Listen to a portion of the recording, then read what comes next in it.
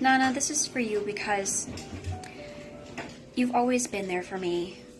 There's never been a time when, if I needed help and I went to you, that you weren't there. You've always just invested your time, emotions, energy into everything that has to do with your family. And I hope you know how much I appreciate everything that you've done for me, and that you've just always supported me and been there for me. And I hope that this is, at least in a small way, shows you that you're so much a part of who I am, and my memories with you have shaped me into the person I've become, and just given me so much love in my life that I'm able to show that to others. And I love you, Nana. I forgot to tell you about the time that I told her I had a bracelet for her for Christmas. I said, close your eyes and hold out your wrist, and then I took kid's handcuffs and put him on her, and we didn't have the key. That's a good one.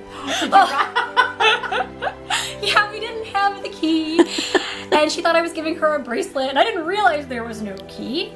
I just thought it was going to be a funny little joke.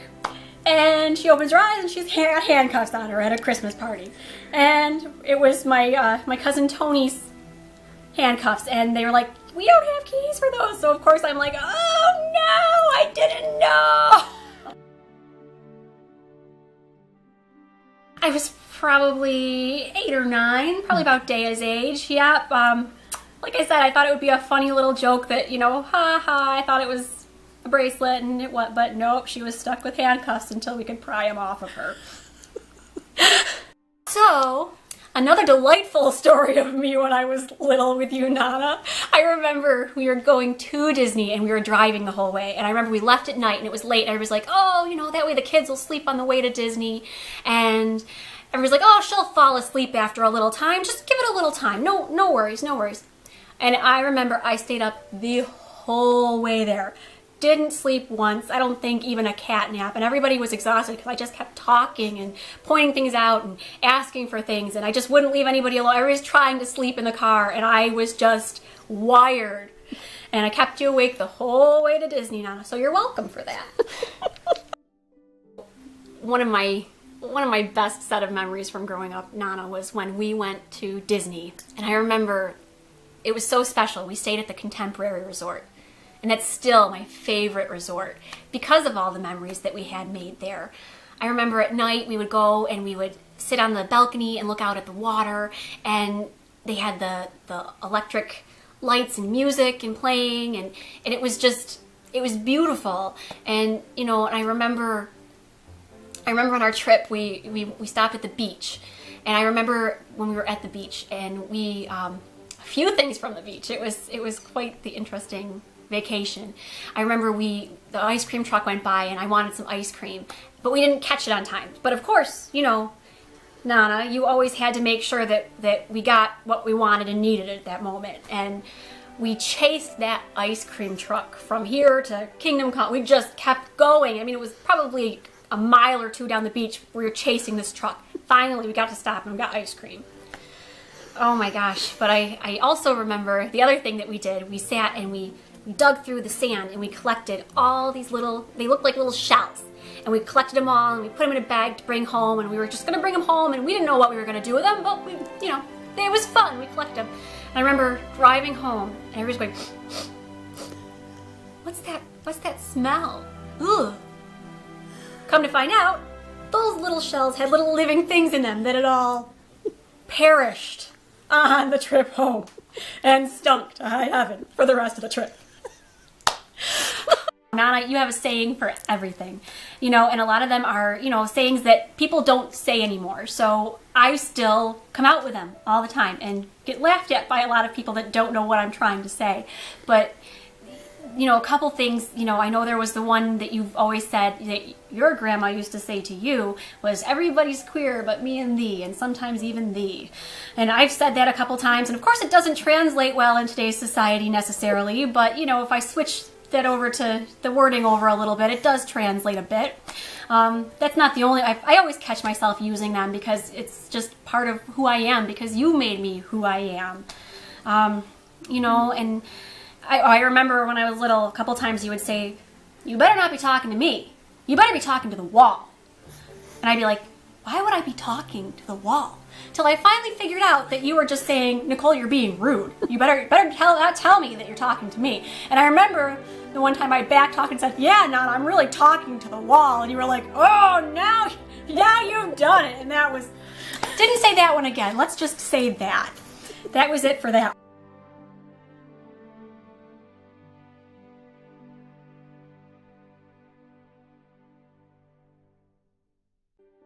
Oh my gosh. No, but you know, a big part of what I learned from you, Nana, is that family is so important. Family should come first in many, many ways.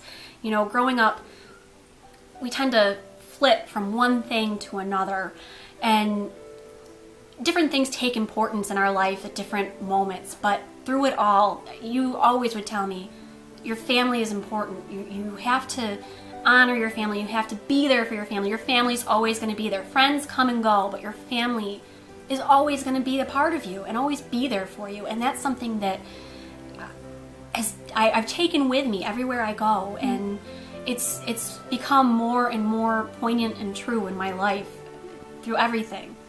Your family is always a part of you, and whether for good or bad, in every situation, they're always going to be there. And that's a big part of what you taught me. I remember, Nana, when I was little, I used to draw you books. I would put pictures of all the things that we did together, and then I would have my mom write out the different things, and just, you know, I would narrate it, but she would write down what I was saying. And I remember especially one year I made you a book, and at the back I had my mom write something. But then, you know, I thought better of it, because what I had her write was, Nana, please don't take this to work and show all of your friends, because it's, you know, I was embarrassed that you were showing all of your friends my artwork in the book, and I wanted you to have it, but I didn't want all your friends to hear about it at work. And I knew you used to love to go in and show stuff to all your friends at work. So when I had her write that afterwards, I thought better of it, and I said, oh no, my Nana likes to do that. So I took a black crayon and I scribbled over it as much as I could so you couldn't really read it. Well, I gave it to you, and of course you took it in to show your friends, and one of your friends at work was able to make out what I wrote back there, which of course you didn't know I wrote back there, but they figured out that it said, to your friend at work, please don't take this in to show your friends at work. So sorry that I did that to you, Nana. But, you know, I used to love to just make things for you and give things to you because that was how I showed you that I loved you. I always turned to you, Nana, when I was fighting with my parents, because, let's face it, you were always on my side. Even when nobody else in the world was on my side and I was wrong, you were still on my side. Didn't matter how wrong I was, you were there behind me, being on my side and supporting me. And, aww, you know, I remember one time I was so mad at my parents about something, and I barricaded myself in the room. And by barricaded, I mean I moved my 100-pound desk in front of the door, and I moved everything in front of the door, and I was so mad, and I wouldn't let anybody in, and Mom and Dad kept knocking at the door and trying to, nope, I wouldn't come out until Nana came over and knocked. And finally I was like, okay, Nana's here, I better open the door for Nana. But I always knew, you know, even when we were mad at each other, or not that that happens a lot, but occasionally, I always knew that you were there for me, and if I needed you, you were going to be there for me. And like I said, you would have taken my cause to the end of the earth to defend me, whether I was right or wrong. And, you know, that always meant the world to me. I always had the confidence to try something new, because I knew even if I screwed it up or messed it up, I still had you there behind me, supporting me. And that's something that not everybody has. And I'm so grateful to have that. So thank you, Nana. Thank you for everything. And I love you so much. I can't imagine my life without you. You know, I'm I'm so grateful that my girls have gotten to grow up having a Nana too. I can't imagine, you know, I always feel for Nick because he grew up without his grandparents. He didn't have a grandparent. And I remember when we got married and and we were talking about that, and you told him, I'm your Nana now too. And he always has said that, you know, when we got married, you became his Nana too. And, you know, I love that my girls have that same relationship with you and are able to, you know, when I tell them we're going down to see you, of course, Kiki, she doesn't call you Nana, she calls you the Nan, because I'm on the phone with you, and of course I don't always say Nana. I'll say, oh, hi, Nan, hey, Nan, what's going on, Nan? And Kiki picks it up, and now you're the Nan. So there's that, but she, you know, she loves the Nan. When are we seeing the Nan? You know, and Dea, oh my gosh, from the time she was old enough to talk, I need to go see my family. We need to go to Nana's and see my family. And we, you know, I love that, you know, my house growing up it's not in the family anymore. It's not. It's gone. You know, when Mom and Dad got divorced and they both moved on, our childhood home was gone. But I still feel like when I go to your house, it's coming home, because that's such a part of my childhood, and I spent so much time there, and there's so much love in that house. And I mean, I remember Christmas, you know, we had a Christmas where me and Dea went and spent the night at your house and woke up Christmas morning. And not only that, but I remember playing up in the closet in your house and trying on all your shoes. And I'm sure some of those shoes we messed up pretty badly. But I remember me and Katie and Jessie putting on the shoes and dressing up in your stuff and parading through the house like we were just, you know, the diva. And those memories are still there. Every time I walk into your house, that same smell and warmth just envelops me, like it's going back to my childhood and my home.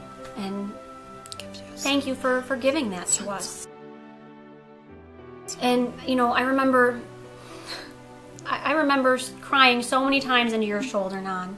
And I remember, and I still do sometimes, you know. I mean, there have been times that I've comforted you, and there's so many more times that you've comforted me, you know, through breakups, through fights with friends, fights with parents, fights with Jess, you know, just, I so many times I've just put my head on your shoulder and you put your arms around me, and, you know, you would give me a word of wisdom, and we would just, and I'm so thankful to God that you've been in my life, and that we have each other, and we have the relationship we have, and that we're so close. And that's something that I could never replace. And I love you, Nan.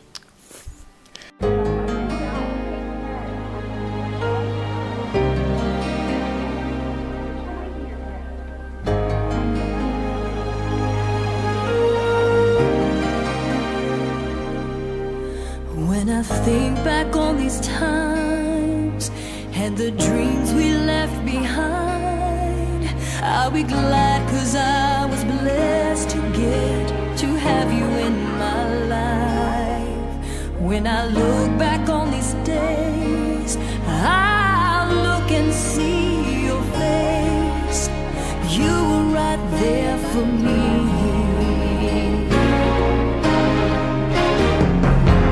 In my dreams I'll always see you soar above the sky.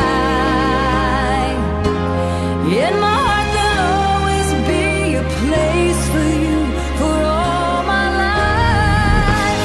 I'll keep a part of you with me, and everywhere I am there you'll